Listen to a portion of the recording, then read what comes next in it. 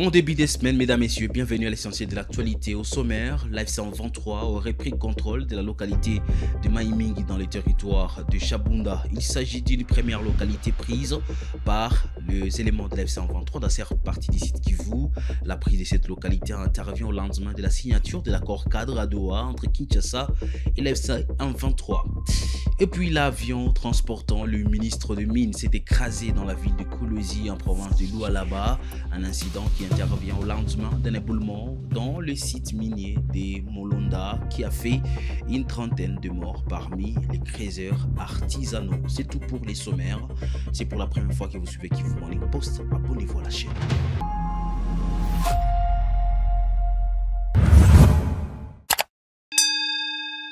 Ouvrons l'actualité du jour par Chabunda. Les combattants de l'F-123 ont pris deux villages, dont Maïmingi 1 et 2 dans les territoires de Chabunda en province du Sud Kivu. La prise de ces localités est intervenue après d'intenses combats entre l'F-123 et l'armée congolaise appuyée par les miliciens Wazalendo.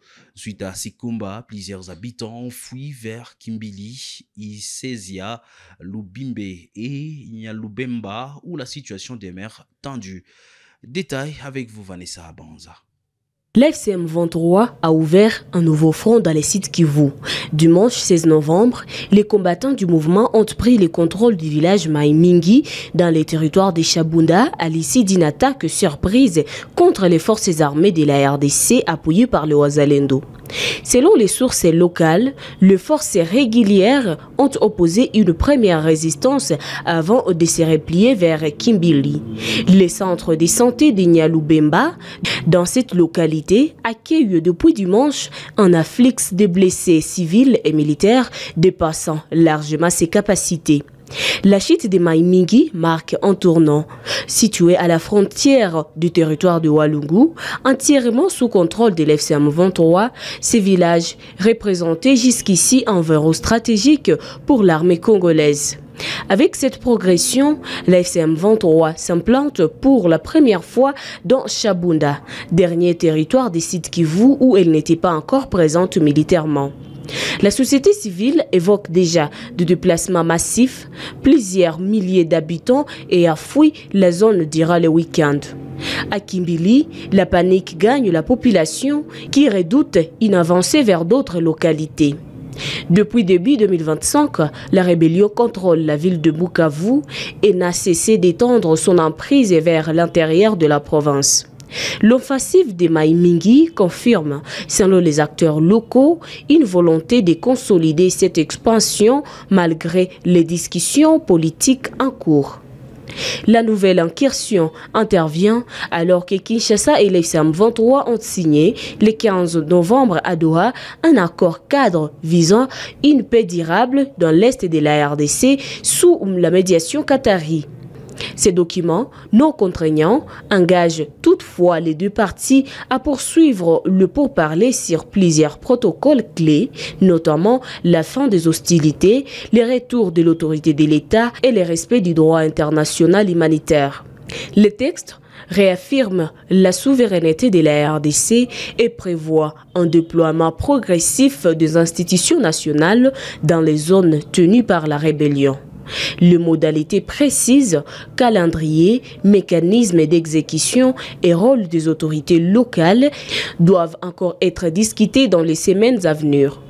Alors que la signature de Doha était saluée comme un pas vers l'apaisement, l'offensive de Maïmingi vient souligner la fragilité du processus. Dans les sites Kivu, la société civile s'inquiète d'une possible escalade et appelle les médiateurs internationaux à garantir le respect des engagements pris.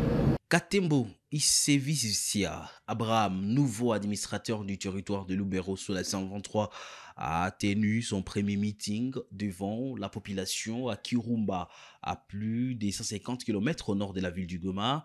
Katembo Abraham rassure ses administrés sur la sécurité. Il a indiqué que personne ne pourra se prévaloir au-dessus de la population, car, dit-il, les autorités sont là pour servir. Un reportage de la cellule de communication de Lubero. La commune de Kirumba, chef-lieu de l'administration territoriale de Lubero, a accueilli le tout premier meeting du nouvel occupant du territoire de Lubero, Katembo Isevisia Abraham, a devant une foule immense venue l'écouter recevoir de nouvelles directives du numéro 1 Lubero, qui a pris son mal à patience pour faire la cotation à celui qu'ils ont directement qualifié Toto Nyumbani, ce qui signifie le fils maison, qui est de retour dans sa prise de parole. Introduit par son assistant, l'administrateur du territoire Katembo Isevisia Abraham a annoncé la collaboration, le travail, le développement ainsi que la sécurisation de toute l'entité comme le veut le mouvement AFC M23. Vous, la population de Kirumba, vous devez savoir que nous, l'AFC et la population de Kirumba doit avoir confiance à l'AFC M23. Et vous, vous êtes les cœurs de notre parti. Vous êtes les diamants de notre parti. Celui qui fera le contraire, il vous prend comme quelqu'un de rien. Cette personne est à l'encontre et il va contraire à l'idéologie du mouvement AFC M23. Moi, en tant qu'administrateur, je ne tolérerai jamais alors personne vous marginaliser, vous dénigrer, qu'il soit militaire ou qu'il soit agent de l'État, il n'a pas droit de vous marginaliser, de vous maltraiter. Moi, en tant qu'administrateur, je ne serai pas d'accord avec ça, qu'il soit cadre ou un autre membre ou cadre du parti, vous tracasser. Pour moi, ça, je ne serai pas d'accord. Nous devons construire Lubero ensemble et c'est là, dans l'idée d'amener tous ensemble. Pour manifester sa joie, sa détermination, l'amour envers leur papa, la population a réservé à leur hôte toutes sortes de danses folkloriques, mais aussi de toutes les communautés sans discrimination présentes à Lubero. Étaient aussi présentes toutes les couches des entités territoriales et militaires au premier meeting officiel du nouvel administrateur du territoire de Lubero, je citais Katembo Isevisia Abraham. Après les tueries dans les territoires de Lubero, en province du Nord Kivu, les conseils des jeunes de Butembo exigent la démission simple et pure du chef de l'État. Il affirme que le président Félix s'est manifesté par son échec à ramener la paix dans l'Est de la République démocratique du Congo. République démocratique du Congo, province du Nord Kivu, territoire de Lubero. Déclaration des jeunes de Musimba Kiambo et Bweteta en rapport avec la situation sécuritaire inquiétante. Nous, la jeunesse des entités susmentionnées, représentées par les différentes structures, dont l'Union des jeunes catholiques, IGC, les mouvements citoyens, les comités estudiantins de l'Est Butembo, les aspects des jeunes, avons siégé en synergie ce dimanche 16 novembre 2025 à Musimba, de 8h juste à 11h, pour analyser et proposer des pistes de solutions à la situation sécuritaire préoccupante dans nos entités citées. En fait, compte tenu des cas répétitifs d'insécurité qui prévalent dans nos entités, notamment les affrontements réguliers dans des lieux publics qui opposent les groupes armés communément appelés Bozalendo, à l'occurrence, le cas de Tabora contre celui de Mavina, proche de nos milieux, le cas de Violé contre celui de Bweteta. Ces affrontements se suivent toujours des conséquences néfastes dans les chefs de la population, dont les auteurs se disent être protecteurs de cette dernière. Elles sont, entre autres, le déplacement massif de la population vers les zones supposées sécurisées, la perte des biens matériels, les traumatismes, la perte des vies humaines, dans les cas les plus récents est l'assassinat de la jeune étudiante de l'Istem du Tembo, répondant au nom de Calvira Yaoula Rosette, survenu mercredi 12 novembre 2025 à Metebe Musimba à 16h30 en revenant calmement de l'auditoire. eu égard à ce qui précède, pour mettre fin à cette situation alarmante, exigeons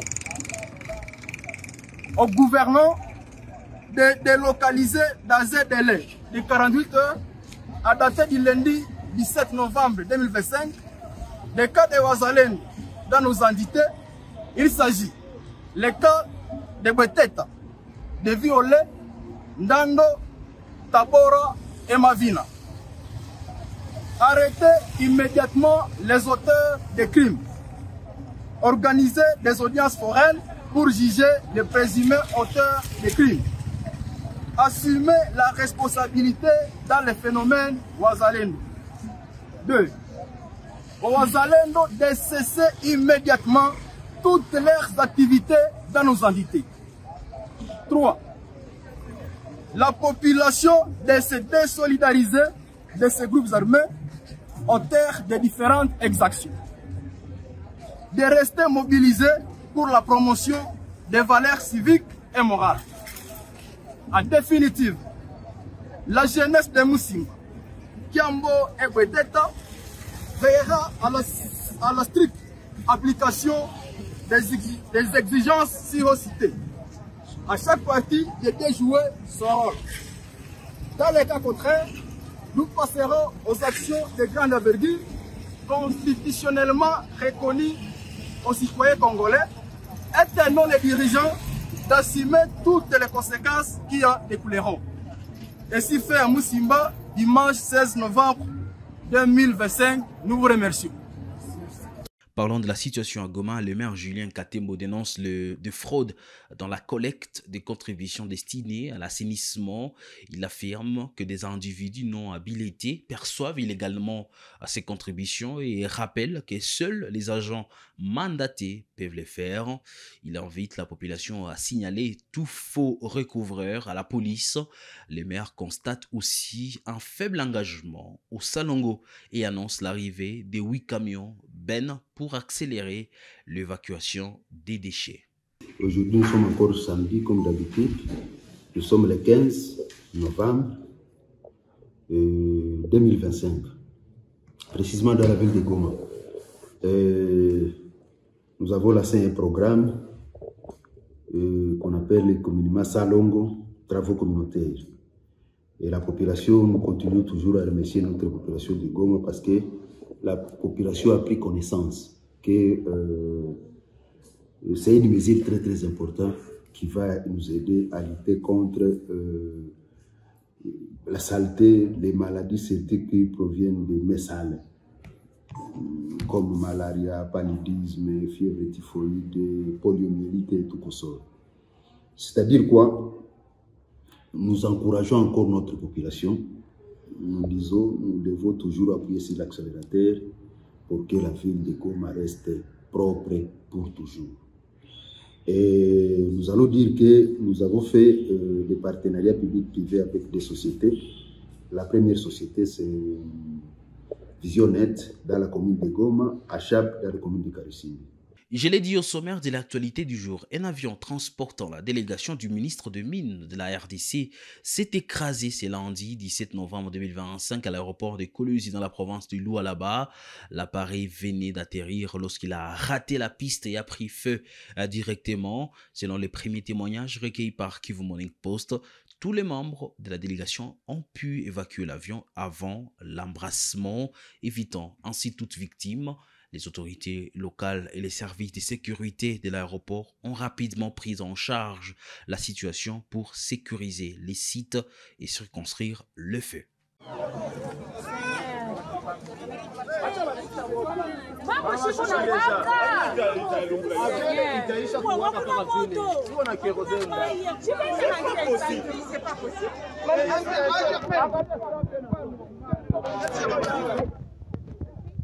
Aéroport nini avion ya ministre wa Minduina.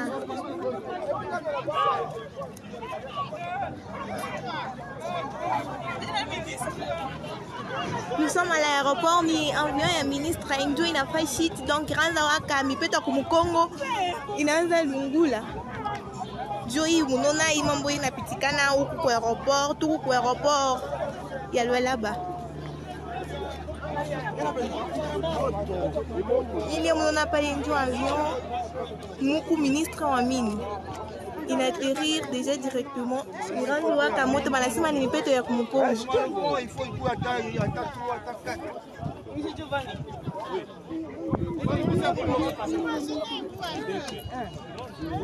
Oui, ils sont déjà. Maman, il y a lundi 17.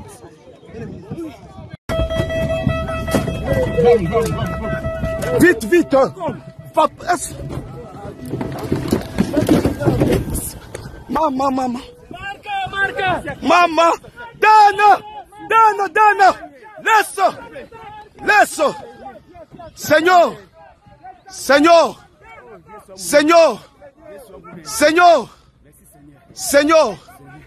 Dan,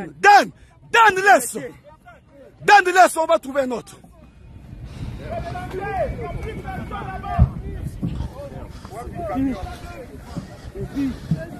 Dan, allons-y. Maï. Maman. Dégagez de là, s'il vous plaît. Dégagez.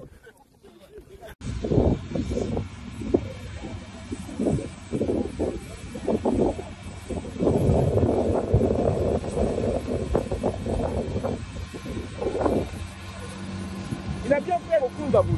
Comment elle est là pour le animal?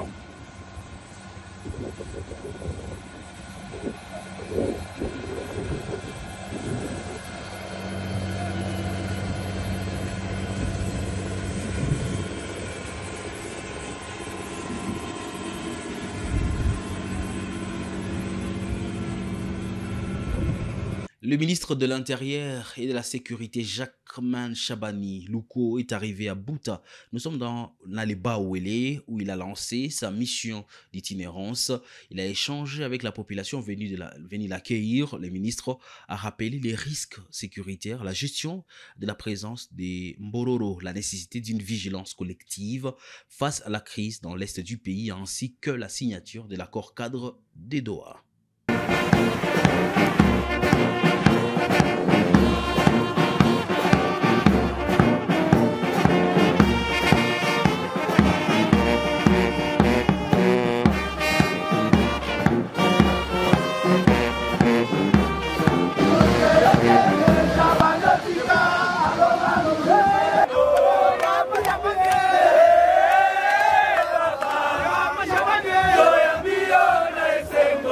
Bana Bouta Mbote. Merci mingi ndenge boyambi nangai na délégation mubimba boyambi biso malamu. Oyo izali ba mission na biso ya itinérance. Toye komona ba danger sécuritaire oyo izali kat na mboka na biso. Mboka na biso izali envié, tozali pe na banguna, il faut tozala ekenge. Konzi atindinga wa non seulement na pesa bino mbote, na remercier bino ndenge boyambaki ye na décembre 2023 awa na ville ya Bouta. Tata Mokonzi asalelaki bino ba promesse alobi na ngai monsieur le vice-premier ministre kende kotala makambo yango ndenge ezosalema. Dossier munene tozali na yango ezali likambo tobengi ya ba population ya transhumance oyo tobengaka généralement Bamboro. Tokosala musala na yango ezala na assemblée provinciale, ezala na société civile. Depuis 3 mois déjà, na niveau ya Kinshasa, na niveau ya gouvernement aussi tochaki commission ya ba expert, ya ba secteur nyoso o Italie makambo ya gestion ya ba population, surtout ba population migratoire o Uti Libanda. Ils ont travaillé en commission. Bakendaki atelier à 3 jours. Basilisi basali rapport. Kalamingite, il faut tobanda likambo tobengi identification, localisation. Il y a ba population oyo bazali na kati ya transhumance otobengi Bamboro. Na kati ya programme ya gouvernement, ya président de la République Félix Antoine Tshisekedi na deuxième pilier na ye à la kaki peuple congolais makambo Italie sécurité ya population, sécurité ya territoire, na sécurité ya bien ya population. Nde musala ya ministère ya intérieur. Nde musala pe tata mokonzi azali kosala. Tozali na banguna oyo balingi kimia na Congo te. Et depuis Makambouana et Bandi, tata mokonzi a s'investir pour asilisa bitumbawana, pour amema kimia kati na mboka na biso. Na ba processus oyo président andimaki pour kimia ezala na Washington ezokende na nenga malamu ezala na Doha pe na kanisi bino nyoso boyoka kilobi to signaki accord cadre na Doha na batoyo batie mobulu na province ya Nord Kivu na ya Sud Kivu. Accord cadre wana ezali document munene oyo ezomema avancé na kati ya mboka na biso pona kimia ezala pe ezala kimia ya libela. Kifo tozala na espoir, tozala na bondimi pe to accompagner ba processus nyoso wana po ezo influencer vie na biso nyoso na Congo mobimba. Tokolemba te, chef de l'État à lobby tokolemba te.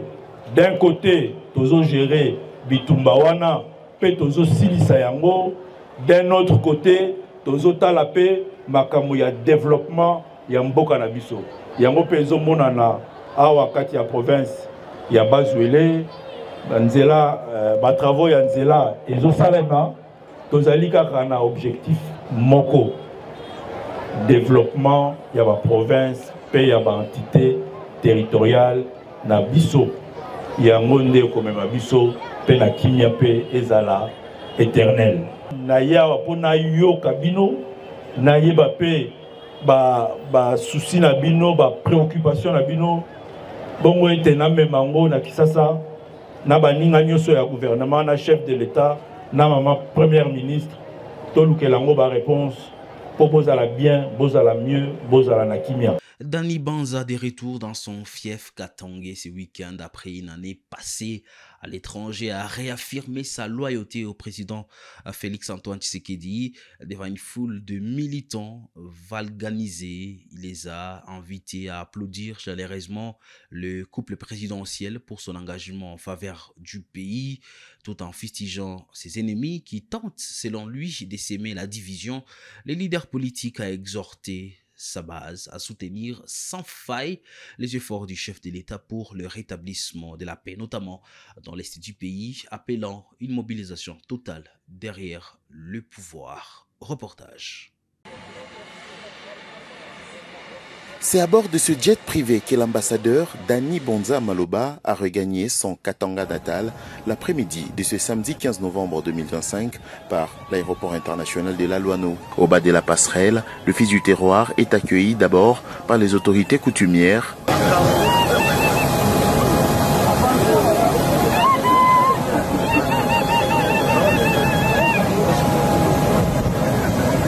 Juste après, plusieurs têtes couronnées des partis politiques membres de l'Union sacrée de la Nation, dont l'UNAFEC avec Mireille Massango, Dibibi Mouloko, l'UDPS représenté par les sénateurs Dani Kabongo ou encore son parti politique, l'Avenir du Congo. S'ensuit une longue procession où à cœur joie, cadres et militants des partis de la mouvance présidentielle ont accueilli l'aigle du Katanga. À la sortie de l'aéroport, tout le monde veut voir l'ambassadeur Danny Banza Maloba. Pour défier même les Thomas, Danny Banza Maloba, en digne fils du Katanga, s'est perché au-dessus d'une jeep pour communier avec les siens le long de la route de l'aéroport. Après environ 3 heures de marche, c'est en début de soirée que le cortège atteint la place de la Poste où l'attendait une foule galvanisée à laquelle il s'est adressé en ces termes.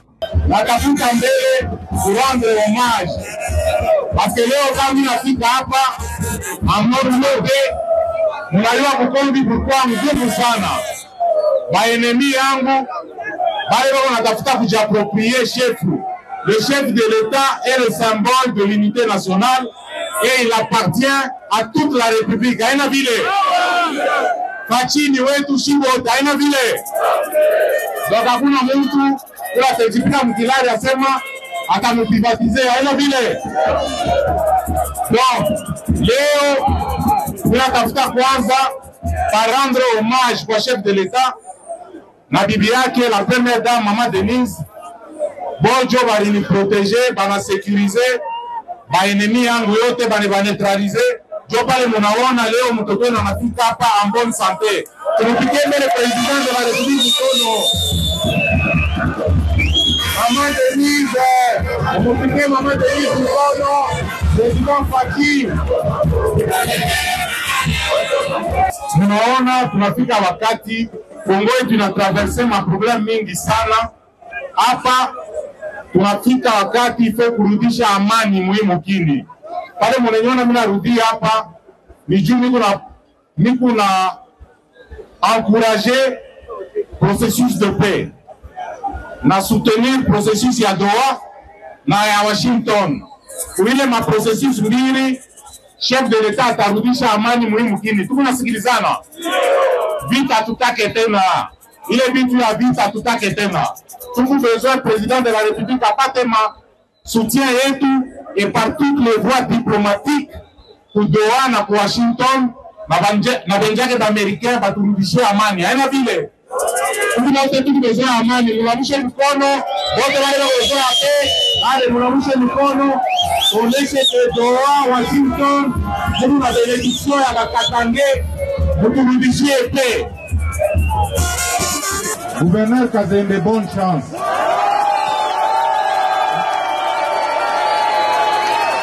Vous, Kazembe, population hii leo iko derrière wewe, ni juu ilipata ma déception mingi. Maintenant, chance ni wewe. UDPS, AFDC, UNAFEC et ACO, ainsi que d'autres dont les mouvements et associations, les membres des confessions religieuses et la société civile. Gratitude oblige. Dani Bonza Maloba a dit merci à tout le monde pour cet accueil chaleureux, lui réservé. En sport, pour finir l'actualité du jour, la RDC a battu les Nigeria au tir au but 4-3 dimanche à Rabat après un match nul 1-1 au terme des temps réglementaires et des prolongations. Elia Meshak avait égalisé pour les Léopards après l'ouverture du score nigérian.